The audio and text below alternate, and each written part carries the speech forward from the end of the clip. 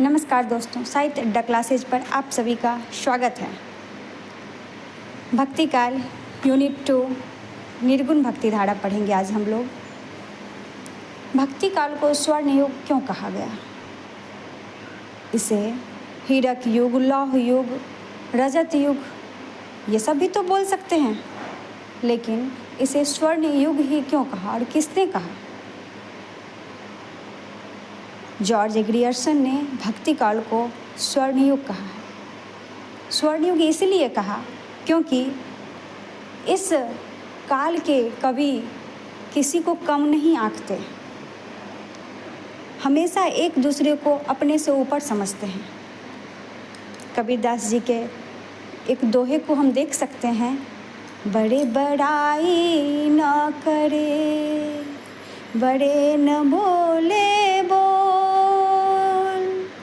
बड़े बड़ाई ना करे, बड़े न बोले बोल, रही मन हीरा कब कहे, लाख टका मेरो मोल। इसी के साथ आज शुरुआत करती हूँ भक्ति का। भक्ति शब्द का उल्लेख सर्वप्रथम श्वेताश्वेतर उपनिषद में मिलता है। आचार्य शुक्ल ने भक्ति काल की समय सीमा 1375 संवत से 1700 अर्थात 1318 से 1643 ईस्वी तक मानी है। लोक जागरण काल रामविलास शर्मा ने कहा है। लोक जागरण हजारी प्रसाद द्विवेदी ने। भक्ति काल के दो भाग हैं, शगुन धारा, निर्गुण धारा। भक्ति काल निर्गुण धारा का नामकरण निर्गुण भक्ति हजारी प्रसाद द्विवेदी, ज्ञानाश्रयी आचार्य रामचंद्र शुक्ल, संत काव्य राम कुमार वर्मा, गणपति चंद्र गुप्त, परशुराम चतुर्वेदी। इस काल को पूर्व मध्य काल भी कहा जाता है। सर्वप्रथम ग्रियर्सन ने इस काल को स्वर्ण काल कहा, जैसा कि मैं पहले ही कह चुकी हूँ। बाद में श्याम सुंदर दास ने भी स्वर्ण काल कहा है। महत्वपूर्ण निर्गुण संत कवियों को उनके कालक्रम के अनुसार देख सकते हैं। तो आइए पढ़ते हैं महत्वपूर्ण निर्गुण संत कवि। रैदास 1388 ईस्वी, कबीरदास 1398 ईस्वी, जम्भनाथ 1451 ईस्वी, हरिदास निरंजन 1455 ईस्वी, गुरु नानक 1469 ईस्वी, सिंगा 1519 ईस्वी, लालदास 1540 ईस्वी, दादू दयाल 1544 ईस्वी, मलुक दास 1574 ईस्वी, बाबा लाल 1590 ईस्वी, सुंदरदास 1596 ईस्वी। रैदास 1388 से 1518 कबीरदास के समकालीन थे। रामानंद के शिष्य थे। मीराबाई उनकी शिष्या थी। राणा सांगा की पत्नी झाला रानी भी इनकी शिष्या थी। इनके 40 पद गुरु ग्रंथ साहिब में संकलित हैं।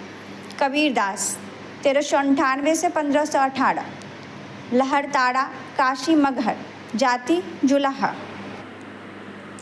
माता पिता नीरू और नीमा, गुरु रामानंद व शेख, पत्नी लोई, बच्चे कमाल और कमाली। समकालीन शासक सिकंदर लोदी। कबीर की भाषा को किसने क्या कहा, आइए जानते हैं। शधुकरी भाषा आचार्य रामचंद्र शुक्ल। पंचमेल खिचड़ी श्याम सुंदर दास। कबीर के पद बीजक में संकलित है और इसका संपादन धर्मदास ने किया, जो इनके शिष्य थे। कबीर के पद को शिल्प और भाषा के आधार पर 3 वर्गों में विभाजित किया गया। साखी दोहा छंद में सुमिरन को अंग, विरह को अंग, गुरुदेव को अंग साखी में रचा है। सबदी यह सिद्धों के द्वारा प्रयोग किए जाने वाले चर्या पद का ही एक रूप है। इसकी भाषा ब्रज भाषा के साथ पूर्वी बोली है। रमैनी चौपाई व दोहा में लिखा गया, इसकी भाषा भी ब्रज भाषा के साथ पूर्वी बोली है। कबीर के ऊपर लिखी गई कुछ पुस्तकें जो बहुत ही महत्वपूर्ण है, आइए तो जानते हैं।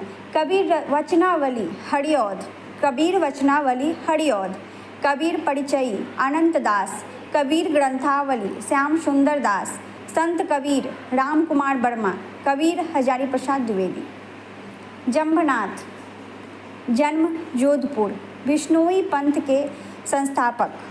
यह लोग पर्यावरण के संरक्षक माने जाते हैं। आगे हरिदास निरंजन, निरंजन संप्रदाय के प्रवर्तक। इनके प्रमुख ग्रंथ अष्टपदी योग ग्रंथ, समाधि योग ग्रंथ, पूजा योग ग्रंथ, संग्राम योग ग्रंथ, ब्रह्म स्तुति, हंस प्रबोध ग्रंथ, निरख मूल ग्रंथ, भाषा ब्रजभाषा। आगे गुरु नानक जी के बारे में जानते हैं। गुरु नानक 1469 से 1538 ईस्वी। पिता कालूचंद, माता तृप्ता, पुत्र श्रीचंद, लक्ष्मीचंद। ग्रंथ जपूजी, नानक के दर्शन का सार तत्व। जपूजी में नानक के दर्शन का सार तत्व है। नसीहतनामा, खड़ी बोली का एक रूप। नसीहतनामा, खड़ी बोली का रूप। अशादीवार, रहीरास, सोनिया।